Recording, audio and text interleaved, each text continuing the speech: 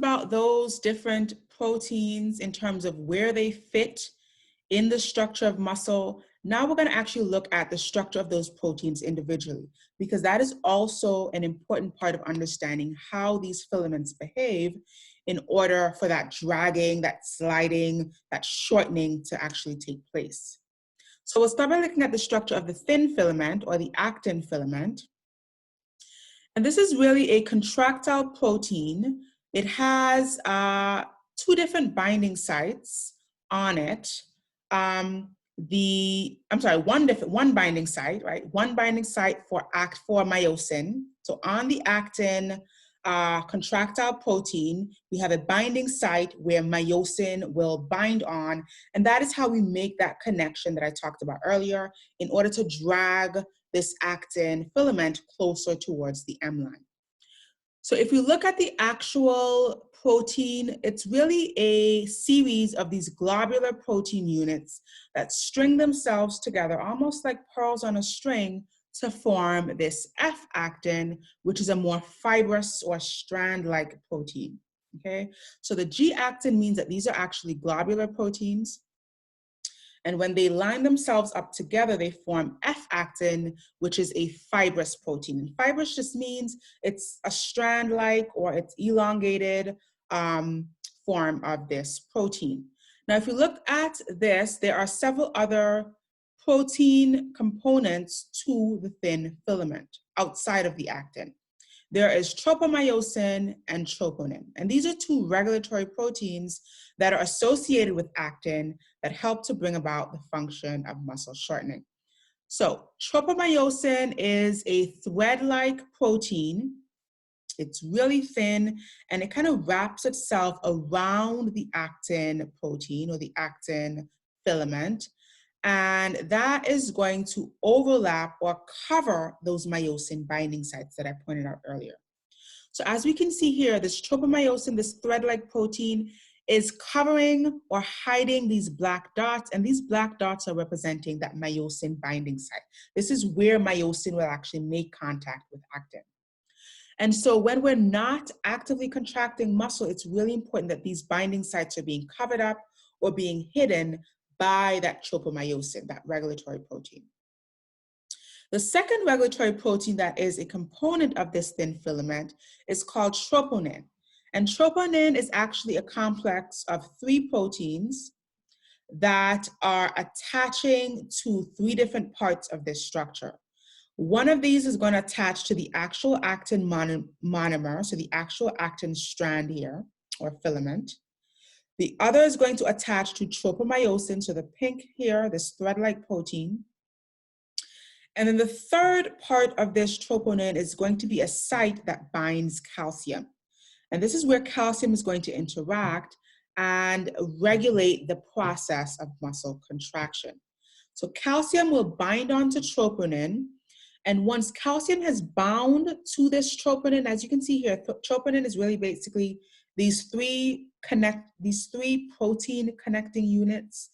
Calcium will bind onto one of these units, and it will drag tropomyosin off of those myosin binding sites, okay?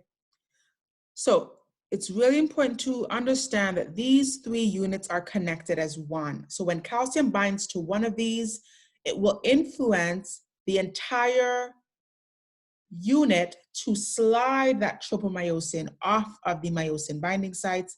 And so calcium is really what will uncover the myosin binding site so that myosin can reach up and grab onto this actin filament, okay? So in that way, all of these proteins are what we call regulatory proteins because they're regulating this process. And when I say regulating, that basically means they're turning muscle contraction on in the presence of calcium and turning muscle contraction off in the absence of calcium. So they're regulating muscle contraction in this way, okay? Let's look at the structure of myosin, right? Now myosin, as we call the thick filament, is really nothing but, again, proteins that are wrapped around each other. So we've got these two proteins. They have this tail that are wrapped around each other. Think about it like two golf clubs that can be kind of twisted around each other. And we can see the two heads of this myosin molecule here. Now the myosin head has 2 binding sites. Whereas on actin, we saw 1 binding site for myosin, on myosin, we see 2 binding sites, 1 for actin, but then 1 for ATP. And this is what energizes this process. This is what provides the energy that drives muscle contraction. This binding site, which can bind ATP and energize the movement of this myosin head, okay? And so here is a look at the thick filament where we have the elongated portion of the protein, but also the heads of this myosin kind of sticking up. And these heads will reach up and come in contact with actin and bind actin at these myosin binding sites, which you pointed out earlier on actin, right? These small dots are these binding sites. So this is how the individual structure of both of these proteins are such that they will eventually come into contact with each other. Now, myosin is the head, myosin is the protein that is actually energized. And so myosin is what is going to do the shortening or the dragging. And so actin is pretty passive in the process. Myosin, having the ATP bound to it, is what will drag actin closer towards the M line, right? And shorten that entire sarcomere.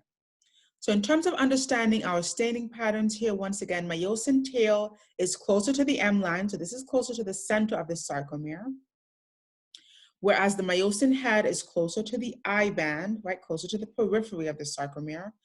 And so the myosin head drags the actin closer to the M line or closer to the center of the sarcomere, which effectively shortens the entire sarcomere. Okay. All right. Another protein that is important for this structure and for the shortening is called titin. Titin is this elastic protein, and it's located towards the periphery of the sarcomere. So it's basically anchoring the head of the thick filament, right? So here we've got the thick filaments. It's anchoring that thick filament to the Z line. And that is the connection between the M line here at the middle and the Z line out here at the periphery. This elastic or coil-shaped protein that has this stretchy ability that kind of anchors the myosin, the thick filament, towards the actin or the thick filament, and kind of anchors this entire thing in place. This provides structural support as well as elasticity for the sarcomere. So when the sarcomere is shortening, when the Z lines are moving closer together in this way, the coil can sort of contract on itself. And then when that is relaxed, the coils can spring back and still maintain that structural support, maintain that elasticity to keep the sarcomere intact. Okay, so you can think about the titin as being this elastic or coil-like protein that is facilitating the shortening as well as the relaxation by stretching and relaxing appropriately. Okay. All right, so that is all we are going to look at for this next exam. I'm going to take a break here and see if there are any questions. But we will not go any further in terms of the content that we're looking at for this third exam. I keep saying first exam, but it's the third exam, right? So the third exam, which is coming up after the Easter break. And I don't see any questions popping up. So I'm going to take it that that was okay. So really, all you really have to look at for muscle is understand the structure of muscle. Make sure you know the perimysium, epimysium, endomysium. Make sure you have an understanding of the different protein components. So the regulatory proteins, troponin, tropomyosin, and then the actual filamentous proteins, actin, myosin. Make sure you understand the structure of that sarcomere. Okay, so what's happening, what's forming the border, what the different bands are representing, right? The I band representing only thin filaments, the A band representing an overlap, both thick and thin filaments, the H zone representing only thick filaments, the Z lines, and so on, right? So that's all that we are going to look at as far as muscle for the next exam.